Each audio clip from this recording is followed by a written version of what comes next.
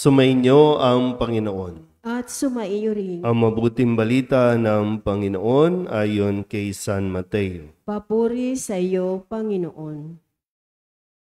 Noong panahong iyon, sinabi ni Jesus, "Lumapit kayo sa akin, kayong lahat na napapagal at nabibigatan sa inyong pasanin, at kayo'y pagpapahingahin ko.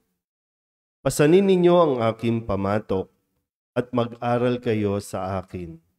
Ako'y maamo at mababang loob, at makasusumpong kayo ng kapahingahan para sa inyong kaluluwa. Sapagkat maginhawang dalhin ang aking pamatok, at magaan ang pasaning ibibigay ko sa inyo." Ang mabuting balita ng Panginoon. Pinupuri ka namin, Panginoong Hesukristo. Magsiupo po ang lahat.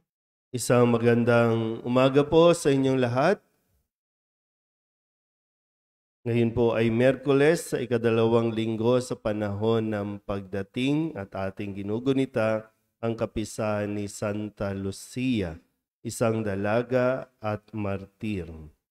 Nasa ikalawang linggo na po tayo ng ating paglalakbay. Naglalakbay, siyempre may mga pagkakataon na napapagod na rin tayo. Napapagod sa kakaisip na wala namang nangyayari, isip lang ng isip, nakakapagod sa mga gawain ngayon. Ano bang kinapapaguran natin ngayon? Mga practice sa Christmas party, mga presentation, yung mga kung ano man mga pakulo sa mga opisina, kaya pagod na, pag-uwi, pagod na rin.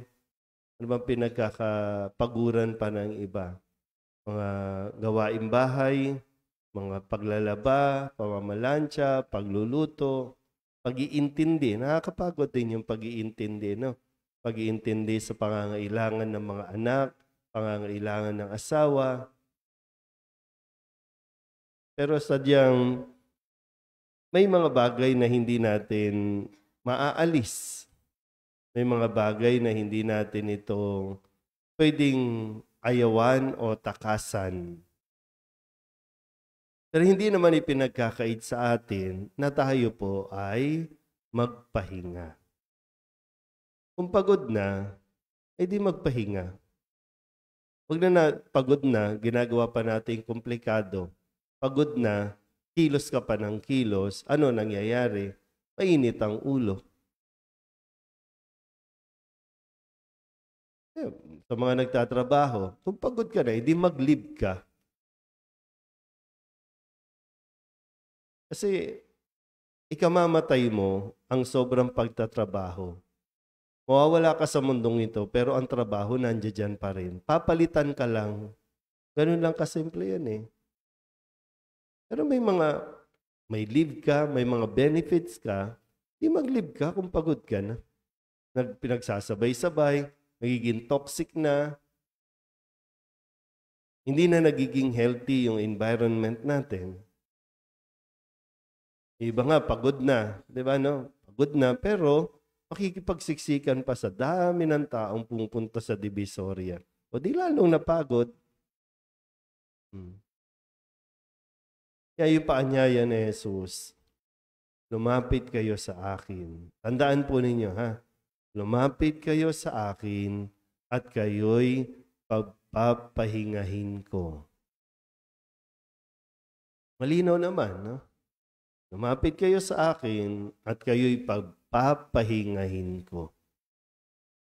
Hindi niya sinabing, lumapit kayo sa akin, mawawala na ang problema mo. Hindi niya sinabing, lumapit kayo sa akin, no? Yung kung ano man ang pinagkakaabalahan mo, ano man yung kinapapaguran mo, aalisin niya yan. Hindi eh. Magpapahinga ka lang ng konti. I-recharge ka lang. Kung cellphone nga, nire-recharge. Pag hindi naman, pag nasobrahan, nasabog. Diba? Kung yung pakiramdam, di ba meron tayong mga moment na ganyan na pakiramdam natin sasabog na tayo sa dami ng pinagsasabay-sabay, kung tutuusin, maliliit na bagay lang naman yan, mga concern natin, mga iniintindi natin, maliliit lang yan, kaya lang, pinagsabay-sabay natin, kaya pakiramdam mo, sasabog ka na. O bago ka pa sumabog, magpahinga ka muna. Kasi mahirap din yung bigla kang magdidesisyon. Mahirap din yung magbibitaw ka na ng salita, ng kung ano-ano na hindi mo na mababawi. Hindi ko alam kung ang ating bang paglilingkod, ang ating bang pagsisimba, nagdudulot ng kapahingahan o napapagod lang tayo. Kasi yung ibang dahilan, imbes na magsimba, magpapahinga na lang daw. Pero hindi rin naman napapahinga. Bakit? Ayaw bitawan ng cellphone, ayaw bitawan ng gadget. Nakakapagod yung mag-scroll ka na mag-scroll. Unang-una, ano ba, tama ba? Yung kamay, di ba? Ito kasi PT. Ganon ka ng ganon, bukod dun sa pagod na yung kamay mo, pagod na rin yung isip mo at inggit doon sa mga nakikita mo, mga hindi naman totoo. Yung panlabas lang nakala mo ang sasaya. Yung pa niya, pagod ka na ba? O sige, magla Union ka. Pagod ka na ba? Sige, mag-Siargao ka. Magastos yun.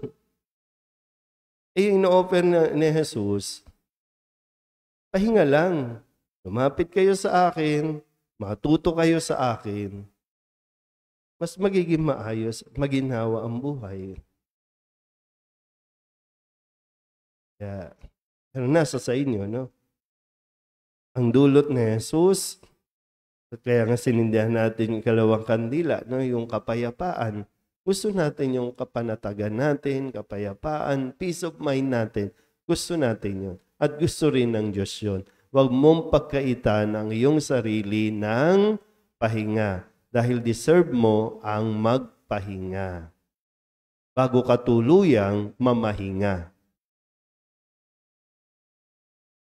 Yung damit, yung laba, hindi yan mauubos unless disposable na lang ang suotin natin. Pero araw-araw kasi magdadamit ka. Kung tatapusin mo sa isang araw, iba naman yung kaya natatambakan kasi katamaran, ha? Iba naman yun. Pero kasi yung gusto mong tapusin sa isang araw lahat, tapos pagod ka na, mainit ulo mo, walang quality time sa anak, walang quality time sa pamilya, di lalong nagka-problema. Sa mga kababaihan, no? Pahinga din. Sa mga nanay, pahinga din. Kung ayaw niyong iwan kayo ng asawa ninyo dahil pinabayaan niyo na ang sarili niyo sa sobra ninyong pagtatrabaho, sa sobra ninyong kapaguran. Lahat po, hindi ipinagbabawal ng Diyos. Actually, ang bawal nga, di ba? Yung hindi ka nagpapahinga. Kaya nga ibinigay ni Jesus o binigay ng Diyos yung utos na ipangili ng araw ng pamamahinga na ibig sabihin, huwag ka magtrabaho, manahimik ka muna, magdasal ka, matuto ka sa Diyos. Yun yung bawal, yung ayaw mong magpahinga. Huwag mo isisisi sa Diyos na pagod ka na, tapos nagkasakit ka sa sobra mong pagtatrabaho, sa sobra mong kakaisip. Huwag mo isisi sa Diyos kasi ikaw tong ayaw magpahinga.